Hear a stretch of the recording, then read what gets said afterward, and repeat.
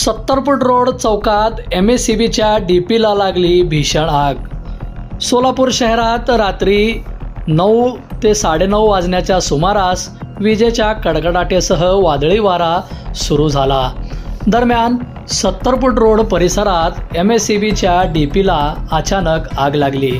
अचानक लागलेल्या या आगीमुळे परिसरात भीतीचे वातावरण निर्माण झाले। स्थानिकांनी अग्निशामक दलाला घटनेची माहिती दिली। घटनास्थळी अग्निशामक दलाची गाडी दाखल झाली व आगीवर नियंत्रण आणण्यात अग्निशामक दलाला यश आलं। सुदैवानं यामध्ये कोणतीही जीवितहानी झाली नाही। अचानक लागलेल्या या आगीमुळे परिसरात काही काळ बघ्याची मोठी गर्दी जमली होती।